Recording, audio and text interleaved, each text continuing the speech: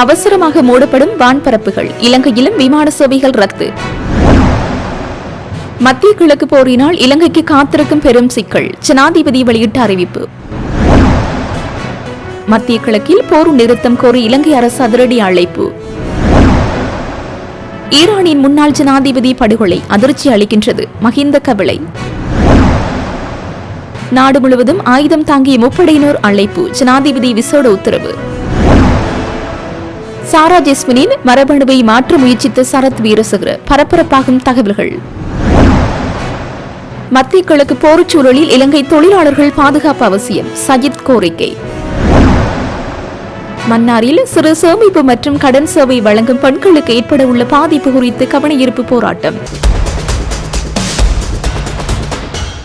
மத்திய கிழக்கு பிராந்தியத்தில் நிலவும் போர் காரணமாக மத்திய கிழக்கு இடங்களுக்கு செல்லும் அனைத்து விமானங்களையும் இன்று ரத்து செய்ய ஸ்ரீலங்கா ஏர்லைன்ஸ் முடிவு செய்துள்ளது. மத்திய கிழக்கு பிராந்தியங்களில் தீவிரமடையும் போர் பதற்றம் மற்றும் வான்வழி மோதல்களை உன்னிப்பாக கண்காணித்து வருவதாகவும் பயணிகளின் பாதுகாப்பிற்காக இந்த முடிவு எடுக்கப்பட்டுள்ளதாகவும் விமான நிறுவனம் தெரிவித்துள்ளது. மத்திய கிழக்கில் வான்வழி மூடப்பட்டதால் மத்திய கிழக்கு நாடுகளிலிருந்து நேற்று நள்ளிரவு 12 மணி முதல் இன்று நள்ளிரவு 12 மணி வரை ஹட்டுநாயக்க விமான நிலையத்திற்கு வரும் 33 விமானங்கள் ரத்து செய்யப்பட்டுள்ளன.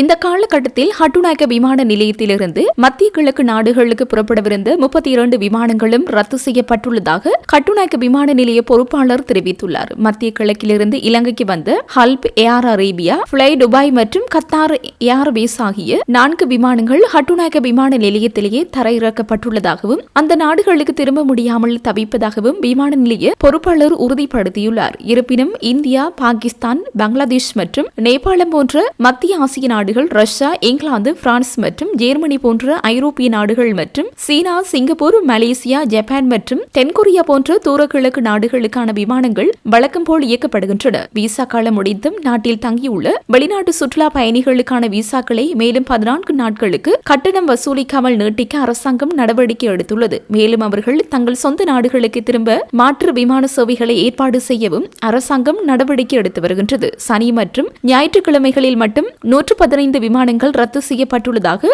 விமான நிலைய வட்டாரங்கள் தெரிவிக்கின்றன. மத்திய கிழக்கில் நடந்து வரும் மோதல்கள் காரணமாக கிட்டத்தட்ட 1000 சுற்றுலா பயணிகள் தங்கள் நாடுகளுக்கு திரும்ப முடியாமல் இலங்கையில் சிக்கித் தவிக்கின்றனர். ஜனாதிபதி அனுரகுமார திசாநாயக்க நாடாளுமன்றத்திற்கு வருகை தந்து மத்திய கிழக்கில் நிலவும் போர் தொடர்பான தனது நிலைப்பாட்டை அறிவித்துள்ளார். இதன்போது அவர் நாடாளுமன்றத்தில் தொடர்ந்து தெரிவித்துள்ளதாவது: மத்திய கிழக்கில் தற்போது நிலவும் மோதலில் ஈடுபட்டுள்ள அனைத்து தரப்பினரும் விரைவில் அமைதியான சூழ்நிலைக்கு வர வேண்டும் என இலங்கை எதிர்பார்க்கப்படுகின்றது. ஏனெனில் இது இலங்கை உட்பட முழு உலகின் பொருளாதாரத்தையும் பாதிக்கின்றது. மத்திய கிழக்கில் போரில் ஈடுபட்டுள்ள அனைத்து தரப்பினரும் அமைதியாக உலகத்தை கட்டுப்படுத்த தேவையான அர்ப்பணிப்பு மற்றும் வழிகாட்டுதலை விரைவில் வழங்க வேண்டும். எந்த ஒரு போர் மோதலும் எந்த ஒரு மக்களுக்கும் சாதகமான சூழ்நிலை உருவாக்காது. தொழில்நுட்பம் மற்றும் ராணுவத்தின் அடிப்படையில் பெரிய ஆயுதங்கள் மற்றும் தொழில்நுட்ப கருவிகளை உருவாக்கும் உலகத்திற்கு இது எவ்வளவு அழிவுகரமானது என்பதை நாம் அனைவரும் புரிந்து கொள்ள முடியும். இந்த போர் நிலைமை இலங்கை மக்களின் வாழ்க்கையிலும் பெரும் தாக்கத்தை ஏற்படுத்தக்கூடும் என்றும் ஒரு நாடாக இதை சமாளிக்க ஒரு திட்டம் வகுக்கப்படும் என்றும் அமைதியான உலகத்திற்கான சர்வதேச அர்ப்பணிப்பு மூலம் மட்டுமே இதை அடைய முடியும் என்றும் ஜனாதிபதி வலியுறுத்தியுள்ளார். மத்திய கிழக்கில் நடக்கும் போர் எண்ணெய் மற்றும் எரிவாயு விநியோகத்தை சீர்குலைத்து வெளிநாடுகளில் உள்ள இலங்கையர்களுக்கு பெரும் பிரச்சனையை உருவாக்கக்கூடும் என்றும் ஜனாதிபதி கூறியுள்ளார். சுற்றுலாத்துறை, வெளிநாட்டு பணம் அனுப்புதல், கப்பல் போக்குவரத்து மற்றும் விமான போக்குவரத்து தொழில்களும் பாதிக்கப்படும் என்றும் அவர் கூறியுள்ளார். இந்த போர் சூழ்நிலையால் குறுகிய மற்றும் நீண்ட எதிர்காலத்தில் இலங்கை எதிர்கொள்ளும் பிரச்சனைகளுக்கு தீர்வு காணப்பட வேண்டும் என்றும் கடந்த காலத்தின் விரும்பத்தகாத அனுபவங்களால் மக்கள் இதுபோன்ற சூழ்நிலையால் பதற்றம் அடைவது இயல்பானது என்றும் ஜனாதிபதி தெரிவித்துள்ளார்.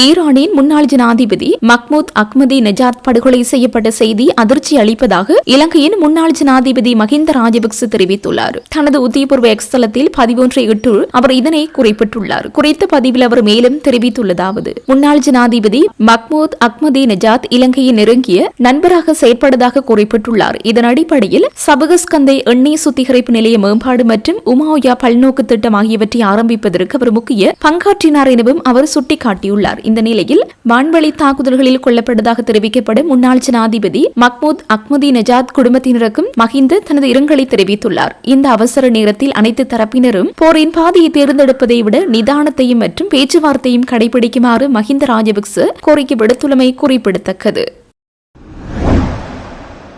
நாடு முழுவதும் ஆயுதம் தாங்கிய முப்படையினரையும் அழைப்பதற்கான விசேட உத்தரவை ஜனாதிபதி பிறப்பித்துள்ளதாக சபாநாயகர் ஜகத் விக்ரமரத்ன அறிவித்துள்ளார். குறித்த கட்டளை நாடாளுமன்றத்தில் இன்றைய தினம் உத்தியபூர்வமாக அறிவிக்கப்பட்டுள்ளது. பொதுமக்களின் பாதுகாப்பை பேணும் நோக்கில் இந்த கட்டளை பிறப்பிக்கப்பட்டுள்ளது. பொது பாதுகாப்பு சட்டத்தின் 12வது பிரிவின் மூலம் ஜனாதிபதிக்கு வழங்கப்பட்டுள்ள அதிகாரங்களுக்கு அமையவே இந்த விசேட ஆணை பிறப்பிக்கும் வகையில் அதிவிசேட வர்த்தமானி அறிவித்தல் வெளியிடப்பட்டுள்ளது. இதன்படி நாட்டின் அமைதி மற்றும் சட்ட ஒழுங்கை பராமரிப்பதில் போலீசாருக்கு ஒத்துழைப்பு வழங்கும் வகையில் ராணுவம், கடற்படை மற்றும் விமானப்படையினர் நாடளாவிய ரீதியில் பாதுகாப்பு பணிகளில் ஈடுபடுத்தப்பட உள்ளனர்.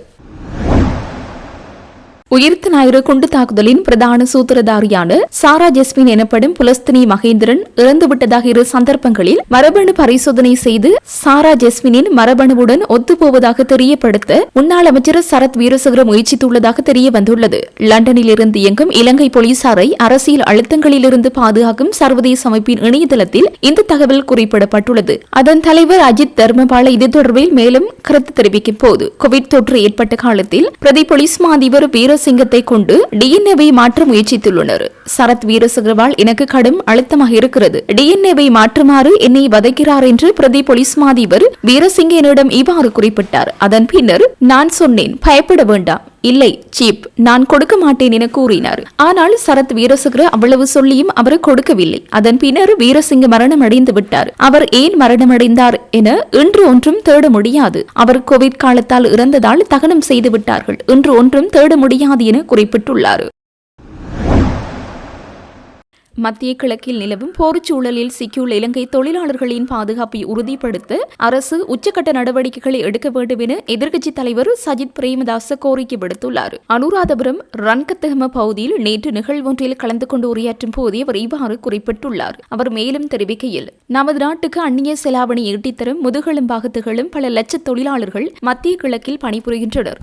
தற்போது அங்கு மூன்றுள்ள மோதலால் அவர்களின் உயிர்களுக்கும் வாழ்வாதாரத்திற்கும் ஆபத்து ஏற்பட்டுள்ளது. நாட்டுக்கு மூச்சு தரும் அந்த மக்களை பாதுகாக்க வேண்டியது அரசின் தலையாய கடமையாகும். ரணசிங்க பிரேமதாசவால் ஆரம்பிக்கப்பட்ட பாடசாலை சீருடை மற்றும் மதிய உணவு திட்டங்களை இன்று முறையாக செயற்படுத்தப்படவில்லை. பிள்ளைகளுக்கு சரியான கல்வியுடன் அறநெறி பண்புகளையும் சமச்சீரான உணவையும் வழங்க வேண்டியது மிகவும் அவசியமாகும். தேர்தல் காலத்தில் 1 கிலோ நெல்லுக்கு 150 தருவோம் என்று வாக்குறுதி அளித்தவர்கள் இன்று 120 ரூபாவுக்கு வழங்கவில்லை. 80 ரூபாவுக்கு நெல்லை விற்பனை செய்வதால் விவசாயிகள் தமது உற்பத்தி செலவை கூட ஈடுகட்ட முடியாமல் தவிக்கின்றனர். இதற்கான தீர்வை வழங்க இன்னும் 2 ஆண்டுகள் ஆகும் என பொறுப்பேற்ற விதத்தில் அமைச்சர்கள் கூறுகின்றனர். இலங்கையில் வறுமை அதிகரித்துள்ள சூழலில் அரசு நிலக்கரி இறக்குமதியிலும் முறைகேடுகளை செய்கின்றது. நுரச்சோலை மீன் உற்பத்தி நிலையத்திற்கு இறக்குமதி செய்யப்பட்ட 10 கப்பல் நிலக்கரியும் தரமற்றவை. இதனால் 900 மெகாவாட் மின்சாரத்தை உற்பத்தி செய்ய முடியாமல் போயுள்ளது. இதனை அமைச்சர்களே ஒப்புக்கொண்டுள்ளனர். ஆளும் தரப்பு அமைச்சர்கள் மகா சங்கத்தினரை அவமதிக்கும் வகையில் செயற்படுகின்றனர். பௌத்த மதத்திற்கு முன்னுரிமை அளிக்கும் அரசமைப்பு சட்டம் குறித்து போதிய தெளிவில்லாத ஒரு குழுவினர் அதிகாரத்தை கைப்பற்றியுள்ளனர் என்றார்.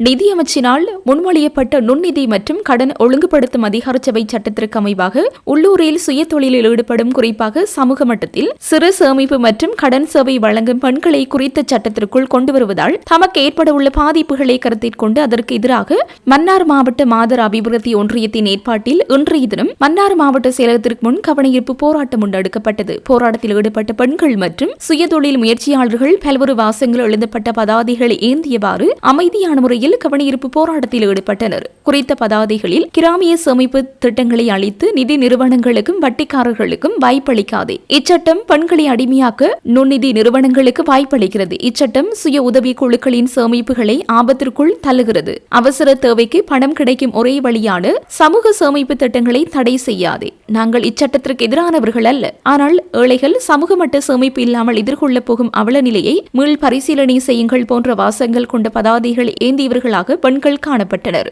தொடர்ந்து கவனஈர்ப்பு போராட்டத்தில் கலந்து கொண்ட பெண்கள் ஊர்வலமாக மன்னார் மாவட்ட செயலகத்தின் நுழைவாயிலில் வைத்து ஜனாதிபதிக்கான மகஜரை மன்னார் மாவட்ட அரசாங்க அதிபர் கனகேஸ்வரன் அவர்களிடம் கையளித்தனர். மகஜரை பெற்றுக்கொண்ட அரசாங்க அதிபர் குறித்த மகஜரை உடனடியாக ஜனாதிபதிக்கு அனுப்பி வைக்க நடவடிக்கை எடுப்பதாக தெரிவித்தார்.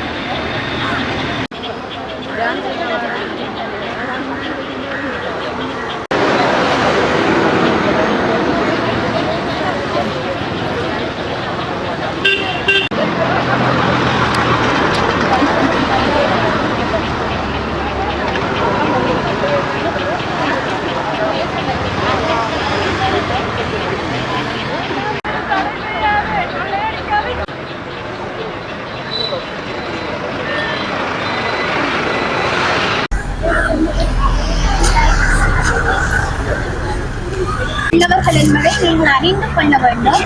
பெண்கள் தனித்துவமானவர்கள் தான் என்பதை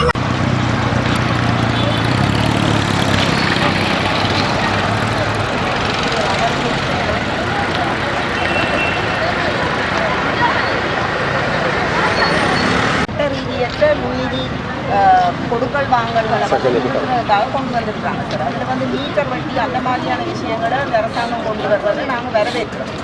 ஆனால் இந்த கிராம மட்டத்தில் சுய உதவி குழுக்களாக இந்த பெண்கள் சிறிய சிறிய தங்களுடைய சேமித்து கொண்டு அவர்கள் அதன் மூலம் கடனை வழங்கி அதில் இருக்கிற வட்டியெல்லாம் அந்த பெண்கள் குழுக்களுக்கு தான் போகும்.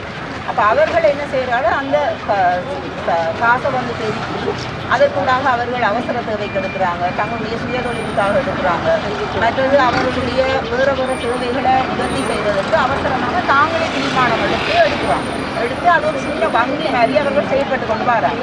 அப்போ இதை இந்த நுண்ணுதி ஒழுங்குபடுத்தும் அதிகார சபை சட்டத்தின் கீழே இதை கொண்டு வந்தாங்கன்னு சொன்னால் இவங்க இன்னொரு அதிகாரத்தின் கீழே செயல்பட வேண்டிய ஒரு தேவை இருக்கும். அவர்கள் தன்னிச்சையாக இயங்குகிற அந்த போக்கு சார் இல்லாமல் போகும் என்றதுக்காக தான் நாங்கள் இந்த மனுவை சமர்ப்பிக்கிறோம்.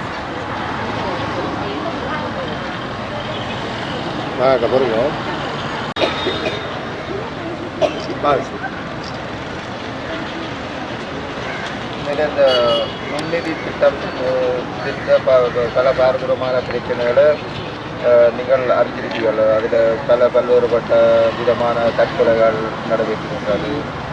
மற்றது சில பாலியல் லட்சங்கள் அப்படியான பல்வேறுபட்ட பாதிப்பு அதை விட அந்த நுண்ணுதி சில திட்டங்கள் காரணமாக அதிகளவான வட்டி வீதங்களால் உருவப்படுற நிலைமைகளும் எழுந்ததன் காரணத்தினால தான் இது பல முறை இலங்கை மத்திய வங்கி மற்ற உயர் மட்டங்களால் பல விவாதத்துக்கு உட்பட்டுதான் இந்த புதிய சட்டம் கொண்டு வரப்பட்டது. அதோடமான சட்டம் மூலம் இப்போ சமர்ப்பிக்கப்பட்டிருக்கிறது.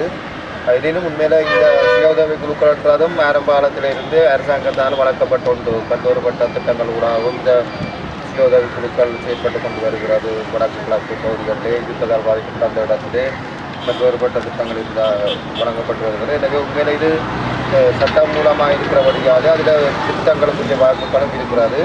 எனவே உண்மையில் நீங்கள் தரப்படுகிற இன்று நீங்கள் கையளித்த இதை நாங்கள் உடனடியாகவே ஜனாதிபதி அவர்களுக்கு எடுத்து செல்வதற்கு இன்றைக்கு அறிவிக்கிற புதிய ஏற்பாடு நாங்கள் செய்கிறோம். அதேபோல் நீங்கள் மேலே இந்த திட்டம் தொடர்பாக சட்டமூலத்தை பாராளுமன்றத்தில் விவாதம் நடைபெறுவதால் எனக்கு வடக்கு மாநில பாராளுமன்ற உறுப்பினர்கள் இந்த ஒரு பிரதியை நீங்கள் வழங்கினால் அவர்கள் மூலமாகவும் அந்த குரலை ஒரு பாராளுமன்றத்தில் ஒதுக்க செய்கிறதுக்கு ஒரு பட்சமாக இருக்கும். எனவே இந்த தயார்படுத்தப்பட்ட பொருட்கள் வந்து அனைத்து வடக்கு மாநில பாராளுமன்ற உறுப்பினர்களுக்கும்.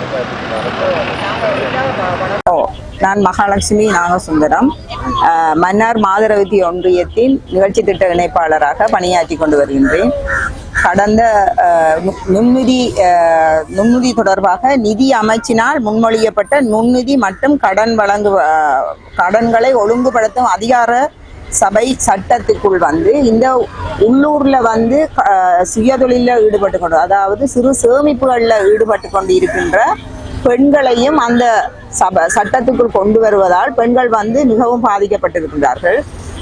காரணம் என்னென்னா, கடந்த மாதம் கூட நாங்கள் இது தொடர்பாக இந்த பில் வந்து பாராளுமன்றத்துக்கு வரப்போகுது என்பதற்காக இலங்கை முழுதும் இந்த சுய உதவி குழுக்களில் ஈடுபடுற பெண்கள் வந்து போராட்டத்தில் ஈடுபட்டிருந்த போதிலும் நாங்கள் நிறைய இது சார்ந்த அந்த சட்டத்தில் என்னென்ன மாற்றங்களை, அதாவது என்னென்ன மாற்றங்களை கொண்டு வர வேண்டும் என்ற விடயங்களை கூட நாங்கள் சமர்ப்பித்தும் கூட அந்த வெறுமனே இந்த அரசு வந்து அதனை கவனத்தில் கொள்ளவில்லை என்பதே நிதர்சனமான உண்மை.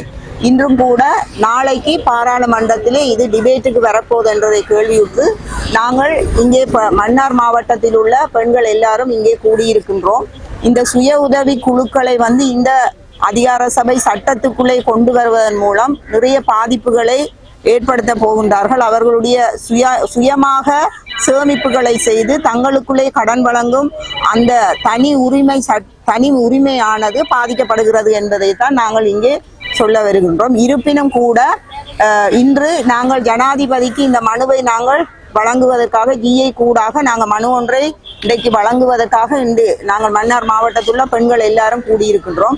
இன்றைக்கு மன்னாரிலே நீங்கள் பார்த்தீர்கள் என்று சொன்னால் 5000க்கு மேற்பட்ட பெண்கள் இந்த சுய உதவி குழுக்களிலே ஈடுபட்டு கொண்டு இருக்கின்றார்கள். இவர்கள் தன்னிச்சையாக அவர்கள் சிறுக சேமித்து அதற்கான அவசர